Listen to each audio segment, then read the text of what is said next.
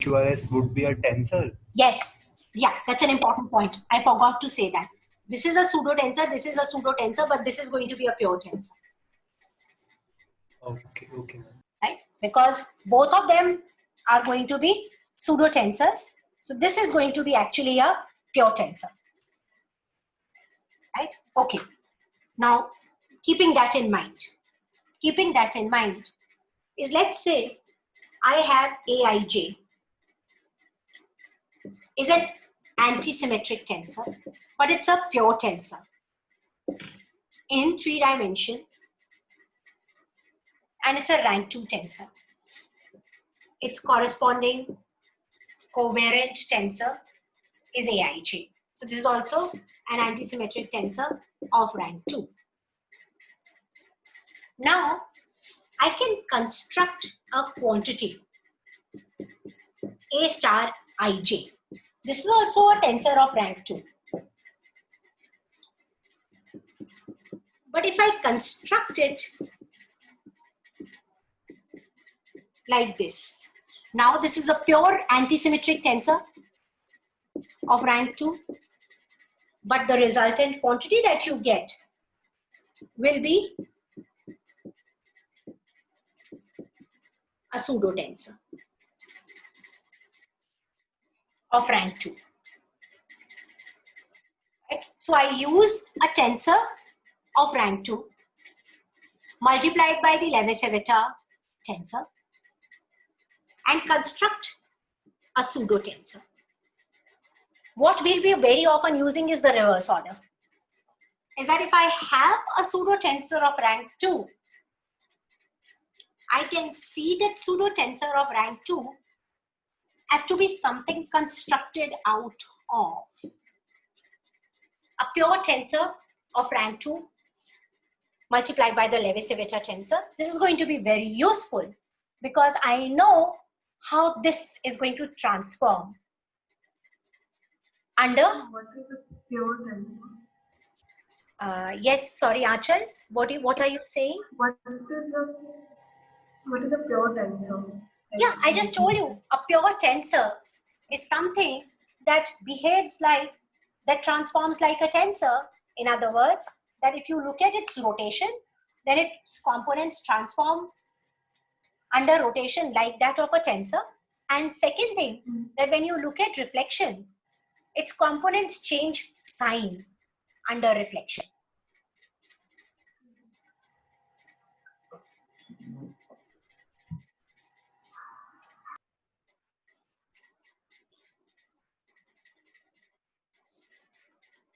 Okay, so that's what you understand by a pseudo tensor. Let me just go one step ahead and you'll get a better understanding of this word pseudo. This word pseudo is very important for us. Now when I do, you've studied this, I have also discussed it with you, is that when I do a product of a tensor and its dual, this results in a scalar. Why? What property of a scalar does this tell you? That now if you look at under reflection, this also changes sign, this also changes sign. It's a pure, that's what you understand by a pure tensor, is that it's this components also reverse, these components also reverse when you do x going to minus x, y going to minus y, z going to minus z. But if you look at the product of these two, when you will do x going to minus x, y going to minus y, z going to minus z, the resultant quantity doesn't change sign. And that's what you understand by a scalar. You've known this, right? Now, if you go back and look at this quantity that I've constructed here,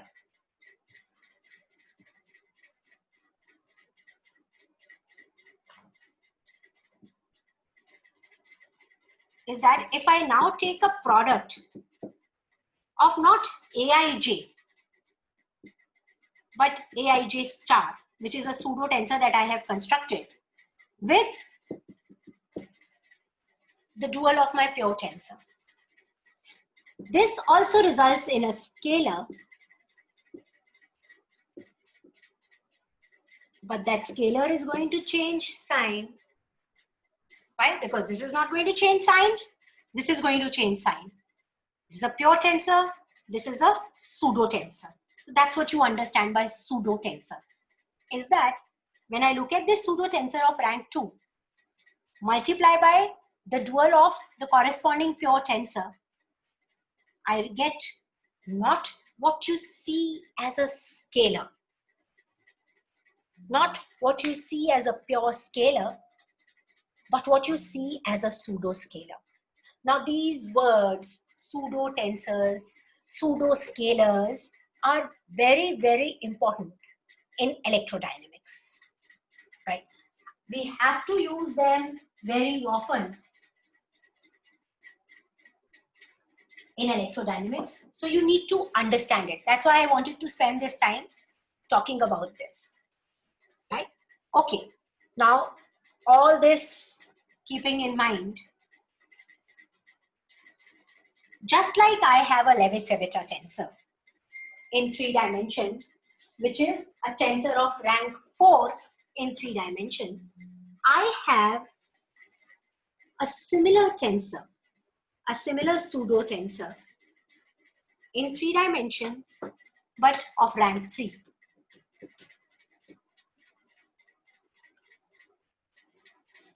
Right? So this is also an antisymmetric pseudo tensor. But this is a tensor of rank 3. Now tensor of rank 3 is very useful. I just constructed a pseudo tensor of rank 2 using my Levi-Civita tensor on the same grounds. I can always construct a pseudo vector or a pseudo tensor of rank 1 using epsilon ijkl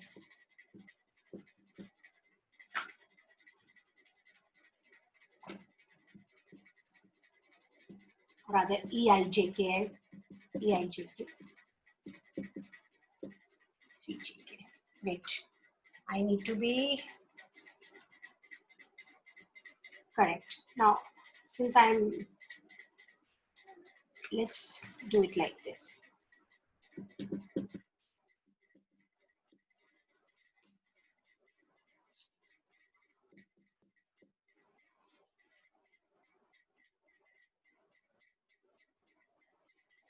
Now, let's say this is a pure tensor, pure antisymmetric tensor.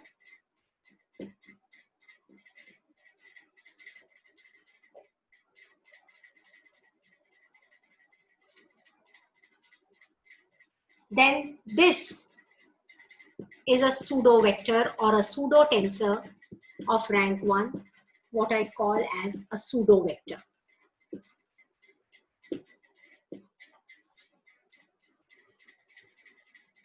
Now, if I can write this CJK,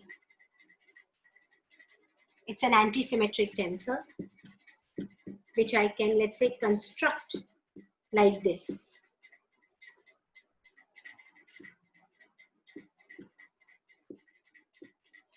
It's an antisymmetric tensor. So an antisymmetric tensor can always be constructed like this, right? In 3 dimensions, you see this as A cross B.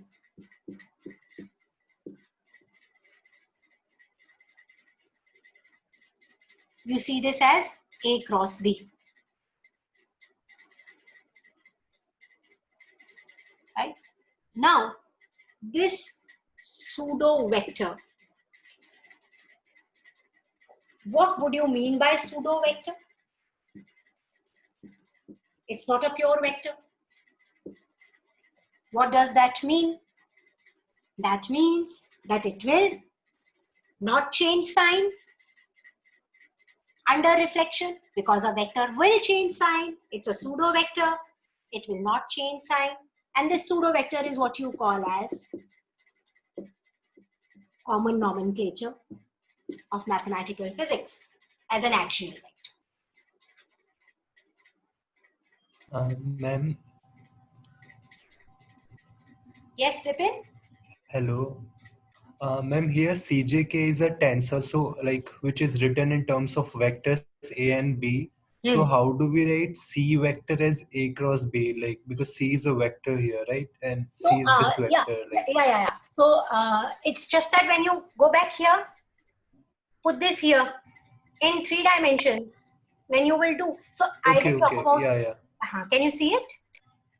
Yes, ma'am, I got it. Yeah. So, it's from, I've combined these two, right? So, this means that any pseudo vector or an axial vector can be written down in 3 dimensions as a cross product of two polar vectors. Two vectors. So true vector is what you call as a polar vector, or a true tensor of rank 1. True tensor of rank 1 is what people normally call as a polar vector, and a pseudo tensor of rank 1 is what you normally call as an axial vector, and an axial vector can always be written down as, using this idea, as a cross product of two polar vectors. Now, why did I do all this story? Is to now go back and look at your Lorentz force. And then you can categorize two quantities, or you can bring in an idea of two fields of different nature. Is dp by dt, E, what you had was, let's write it the way we had written it. We had written it as minus E by C del A by del T minus E grad phi.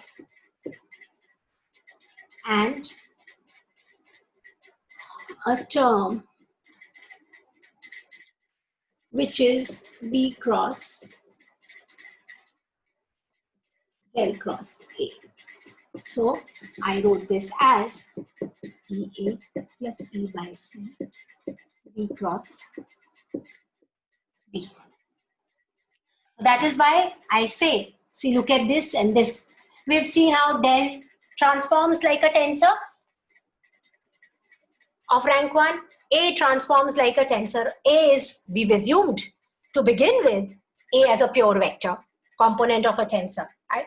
So B, which is like del cross B, del cross A, is an axial vector. On the other hand, if you look at this quantity, this behaves like a polar vector. This behaves like a polar vector. So you call this as E. So E is a polar vector.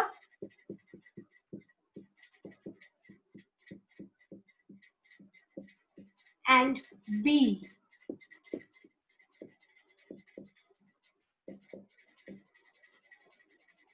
is hence an axial vector. So you need to see this force to be consisting of a combination of two tensors which behave in a different way. And that's why you call this. Otherwise, they're just, we'll later on see, we'll combine them in 4 dimensions. You know, the whole analysis that I just did in 3 dimensions, I can similarly do whole analysis in 4 dimensions. Now, when I do this whole analysis in 4 dimensions,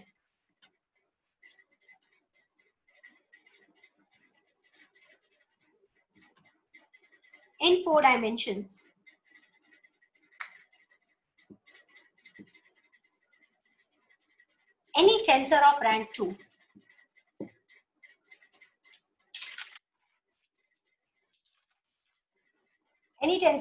2 in 4 dimensions. So if this is an anti-symmetric tensor, now let's say I'm talking about this in 4 dimensions. We'll have 2 sets of components. Its spatial component will be an anti-symmetric vector or an anti-symmetric tensor of rank 3 in 4 dimensions. So since its spatial component is an anti-symmetric tensor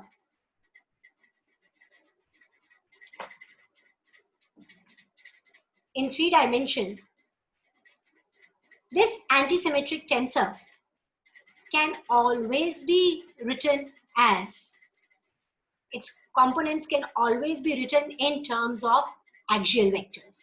Now I'm using it in the reverse idea. So since it is anti-symmetric, I can always write A12 minus A21 as a component of an axial. So this is an axial vector. A13 equal to A31 as AY. A23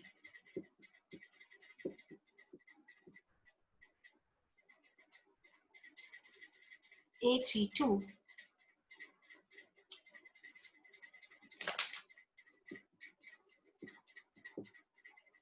as AZ. I have now used it in the reverse order. Reverse of what I just did is that if I have an antisymmetric tensor,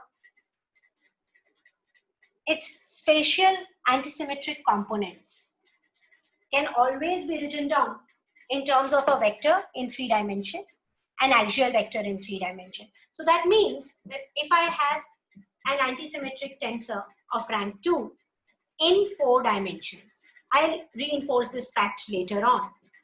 Then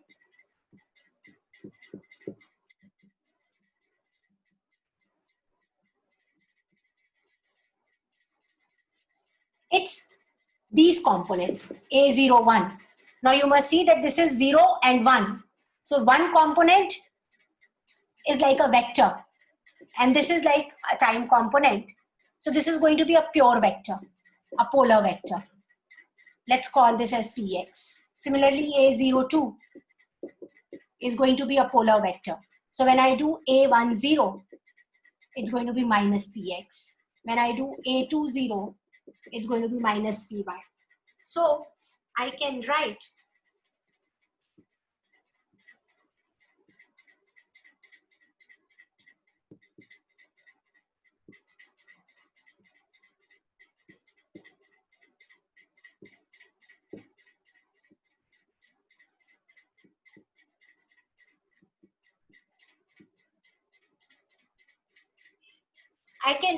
a tensor of rank 2 in 4 dimensions as a combination of a polar vector and its spatial, so it's these components as polar vectors and these components as axial vectors, right? You must try to connect this. I'm going to talk about this later on again, but you must try to connect this with what I have here. If you look at this quantity dp by dt here, it's a combination of a polar vector and an axial vector, just like this. So we'll see later on that when I try to combine E and B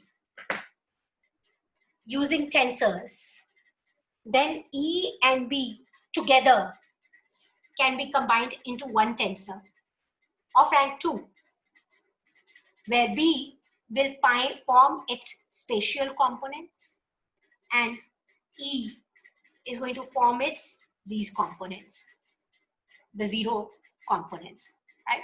So we'll do this later, and this is what is going to give rise to a 2-dimensional electromagnetic field tensor, which will be a combination of electric field and magnetic field, right? Don't worry, I'm going to come back to this point later, but I would suggest, I don't know how much did you do in tensor analysis when you did tensors last semester. I would suggest that when you go through the notes that I have shared with you, think about them and you can read up some text to understand this further if you have any problem. And if you have any problem, you can ask me also. But I am going... Sorry? Is it there in land? If this, Sorry, Achal. Achal, say that again. ma'am, is this there in Landau and Lifshitz? This is there in Landau and Lifshitz, but this is in first chapter of Landau and Lifshitz. This is back. You'll have to go back to first chapter, chapter 1 of Landau and Lifshitz, volume 2. Right? But there also it is done. It's not done in great detail. It's only done with relevance to this point. Right? So I will suggest that you pick up a mathematical physics book and revise this. This is going to be very important for us. I am going to follow this whole idea throughout. I have done this in my notes. You can go through the notes also. You can go to Ma'am. Lifshitz. Yes, Rajat? So A alpha beta is a tensor in 4 dimensions, Yes. but P and A, like the polar and the axial vectors, are tensors in 3 dimensions. Very true. That's exactly this equation. So, That's exactly, and so see, that is the property of the Levi-Civita tensor, and that's why I talked about Levi-Civita tensor and the tensor of rank 3. I can construct tensors of higher rank or lower ranks using tensors of other ranks, right? As a combination of a Levi-Civita tensor and a tensor of some rank, right? That's what I just did. That was one way. See, that is exactly why Levi-Civita tensor is so important, right? The role of Levi-Civita tensor is not just to study that epsilon ijk is +1 or -1. The role of Levi-Civita tensor is, it plays a very important, just like your metric, exactly like your metric, Levi-Civita tensor plays a very important role. With the metric, you cannot change the nature of the tensor. In other words, because metric is a pure tensor of rank 2 and it's limited. It's a tensor of rank 2 only. But so you can construct, you can just using the Kronecker delta tensor or the metric tensor, you can only construct tensors of rank 1, rank 2. And even if you take multiplication, if you do multiplication of Kronecker delta or G alpha beta, you can construct tensor. See, we constructed Levi-Civita tensor out of Kronecker delta only, right? But the Kronecker delta is a very useful tensor. Why? Because it is an antisymmetric pseudo tensor. If you multiply two pseudo tensors, you construct a pure tensor. And if you multiply a pseudo tensor and a pure tensor, you construct a pseudo tensor of a different rank, right? You can go up the rank, you can go down the rank. So I got the point about rank. I'm talking about dimension. For example, like we wrote Ci as half epsilon ijk Cjk. Right? So Cjk is here, it's a tensor of rank 2 but dimension 4. So J and K can take 4 values. Exactly. I can take only 3 values. So you get, you see the point here. Now you go back this part of the board. You look at this component of your 4 tensor. That's exactly what I'm trying to tell you. When you look at these components, now if you have a 4 tensor, if you in general have a 4 tensor, a 4 antisymmetric tensor, And I know this is going to so- end. Bolo Vipin. I just sorry to interrupt. Like we have a class at 11:45. Like Okay, it was at 11:30. We postponed it. Like, So I'll just stop here, Rajat. We'll talk about this in the next class. Okay, ma'am. Okay. Okay? So let's end it here. okay. Thank you, ma'am. Yeah.